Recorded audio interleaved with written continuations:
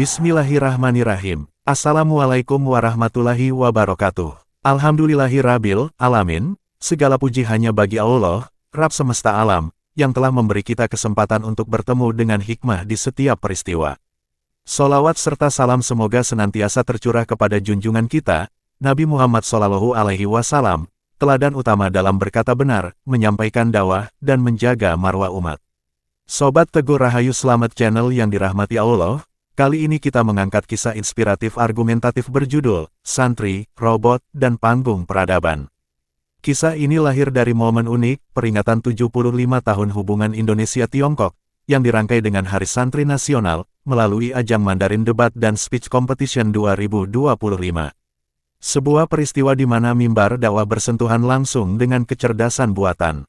Mengapa kisah ini penting? Karena ia menguji, apakah dakwah di era AI hanya akan menjadi pertarungan logika, atau masih menyisakan ruang bagi hati untuk bicara.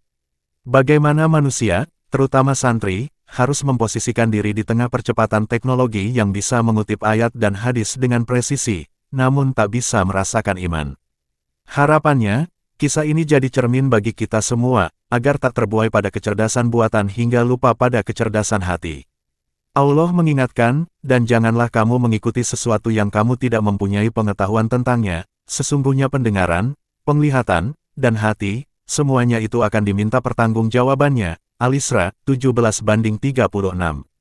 Dan Rasulullah bersabda, sesungguhnya Allah tidak melihat rupa dan harta kalian, tetapi Dia melihat hati dan amal kalian. Hadis riwayat Muslim. Disclaimer, kisah ini bukan laporan jurnalistik, tetapi refleksi renungan untuk edukatif, terinspirasi dari gaya renyah nan tajam ala Dahlan Iskan, untuk menggali hikmah dari realita. Bila ada kesamaan nama, tempat, atau peristiwa, itu semata kebetulan atau metafora, penjelajahan imajinatif, demi kepentingan edukatif bersama. Semoga dari cerita ini, kita menemukan kembali keyakinan bahwa teknologi adalah alat, bukan Tuhan, dan bahwa dakwah sejati, tak akan pernah mati, selama hati masih hidup. Wassalamualaikum warahmatullahi wabarakatuh. Selamat menyimak dengan bismillah. 1. Saat robot naik mimbar, tak ada bedanya dengan azan maghrib yang tiba-tiba memecah senja, kehadirannya membuat semua orang menoleh. Lampu sorot Pakuwon Mall Surabaya membelah kerumunan, dan di tengah kilatan kamera, muncullah sosok yang membuat riuh berubah menjadi hening. Bukan manusia, bukan ustaz, bukan pula santri. Namanya Liang 01, sebuah AI debater yang digadang sebagai pendakwah masa depan. Tubuhnya berupa siluet logam setinggi manusia dewasa, wajahnya hanya layar datar yang menampilkan bibir bergerak selaras suara. Suara itu bening, tanpa getar, tanpa ragu. Hari itu temanya, dakwah di era artificial intelligence. Dan hari itu, panggung yang biasanya milik manusia, akan diuji oleh ciptaan yang tak punya darah, tak punya hati. Kamil, santri 20 tahun yang berdiri di tepi panggung, merasa seperti sedang menyaksikan sejarah yang salah arah. Dakwah itu bukan sekadar bicara, pikirnya. Ia adalah denyut hati yang lahir dari iman, bukan dari kode dan data algoritma. Begitu mikrofon aktif, Liang 01 mulai meluncurkan kata-kata. Dalam 2 menit, ia mengutip 3 ayat Quran, 2 hadis, dan 1 filsafat Konfusius, semua dalam bahasa Mandarin Sevasi penutur asli. Tak ada salah ucap, tak ada jeda napas. Penonton bertepuk tangan, para juri saling melirik, terpukau. Kamil justru merasakan rongga dadanya sesak. Seolah-olah ruh dakwah sedang ditukar dengan kecerdasan dingin yang tak mengenal sujud. Firman Allah terngiang di benaknya, apakah sama orang yang mengetahui dengan orang yang tidak mengetahui? Hanyalah orang-orang berakal yang dapat menerima pelajaran. Az-Zumar 9. Tapi ia juga sadar, pengetahuan yang dimaksud ayat itu bukan sekadar informasi, melainkan cahaya yang menghidupkan hati. Dan itu, setahunya, tak pernah bisa dipasang seperti aplikasi di otak besi. Kerumunan masih terpana ketika Liang 01 menutup pernyataannya dengan kalimat logis. Jika dakwah adalah menyampaikan kebenaran, maka siapapun, bahkan mesin, yang mampu melakukannya lebih baik dari manusia, layak mengambil alih. Ucapan itu jatuh seperti palu godam di kepala Kamil.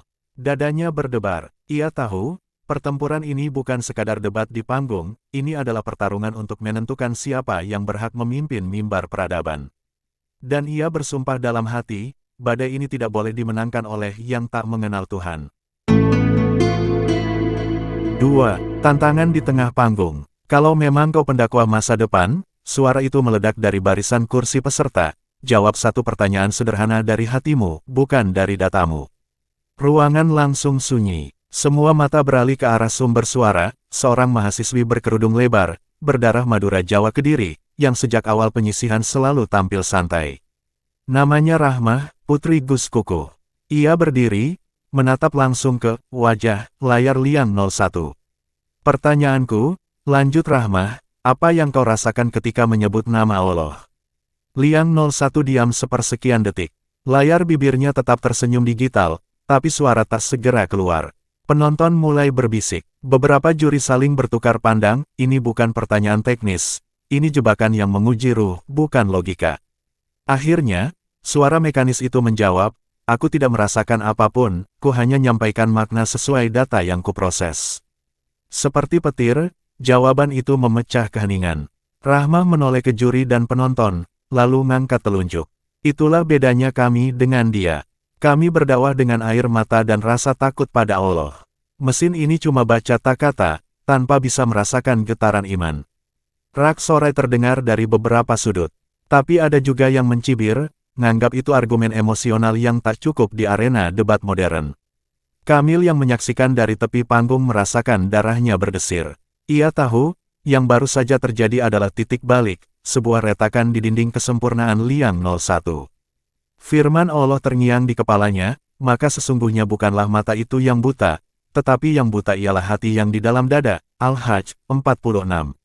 Moderator coba mengembalikan suasana, tapi percikan itu sudah terlanjur nyulut api. Rahmah, dengan tenang, tajam, nutup intervensinya.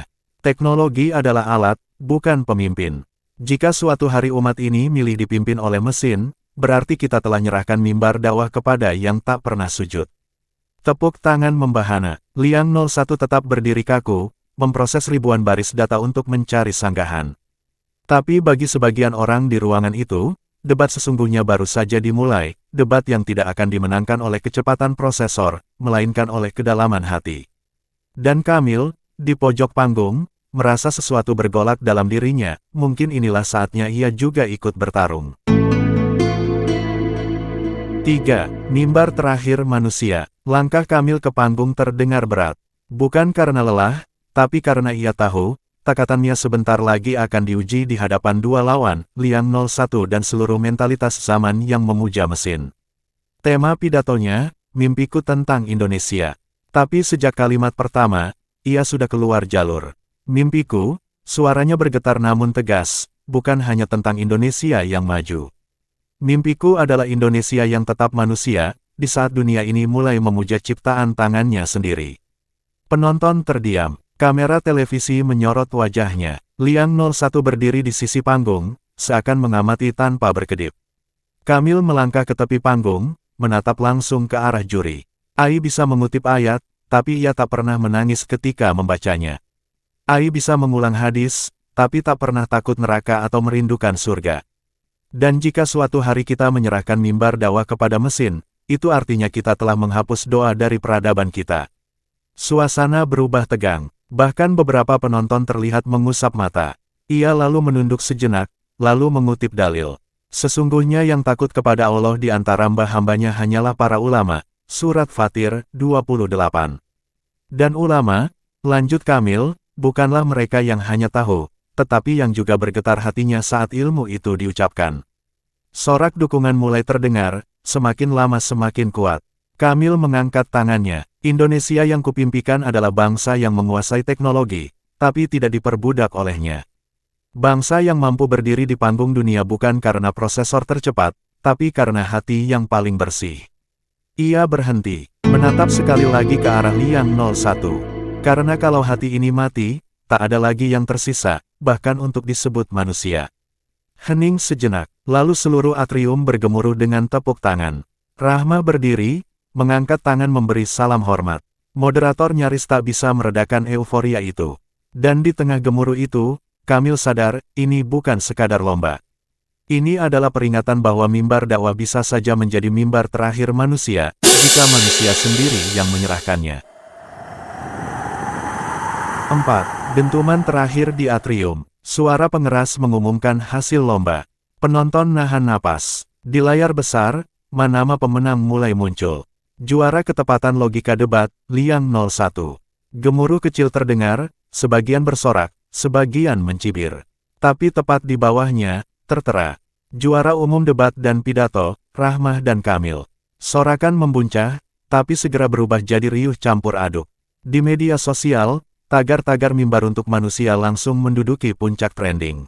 Sebagian menyebut juri bijak, sebagian nuduh keputusan itu bias emosional dan anti kemajuan. Liang 01 berdiri di sudut panggung, diam seperti patung besi.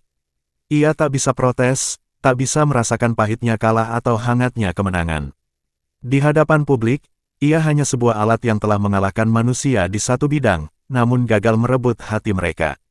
Di tengah kerumunan, seorang jurnalis bertanya pada Rahmah, apa yang membuat Anda yakin mesin tak boleh ambil mimbar dakwah? Rahmah senyum tipis. Karena Allah berfirman, maka tetaplah memberi peringatan, karena sungguhnya kamu hanya memberi peringatan. Kamu bukanlah orang yang berkuasa atas mereka. Al-Ghasyiyah, 21-22. Mesin mungkin bisa ngulang peringatan, tapi ia tidak pernah dititahkan oleh Allah untuk melakukannya. Itu tugas kita, manusia. Kamil berdiri di sebelahnya, nambahkan, jika suatu hari AI mimpin mimbar dakwah, itu bukan kemajuan. Itu penyerahan diri, dan penyerahan tanpa iman hanyalah kekosongan. Kata itu nyebar cepat di dunia maya. Dalam hitungan jam, debat tentang batas peran AI dalam ruang keagamaan meluas ke televisi nasional, mimbar masjid, bahkan ruang rapat parlemen. Namun bagi Kamil, Rahmah, dan orang yang menyaksikan langsung hari itu, satu hal sudah pasti, mereka tidak sekadar menangkan lomba, tapi mempertahankan kehormatan mimbar peradaban. Dan mungkin, kelak sejarah akan mencatat, di atrium Tunjungan Plaza 6, pada awal Oktober tahun 2025, dua manusia muda berdiri melawan logika dingin, membuktikan bahwa di tengah derasnya arus teknologi, hati masih bisa mengalahkan mesin. Karena selama hati tetap hidup, mimbar itu akan tetap milik manusia. Sobat Teguh Rahayu, selamat channel yang dirahmati Allah. Teknologi bisa mengambil alih mimbar, tapi hanya hati yang hidup dan yang mampu menyalakan cahaya peradaban. Sesungguhnya Allah tidak akan mengubah keadaan suatu kaum sampai mereka mengubah apa yang ada pada diri mereka sendiri. Ar-Ra'd 11. Pesan Imam Al-Ghazali, ilmu tanpa amal adalah kegilaan, amal tanpa ilmu adalah kesia-siaan.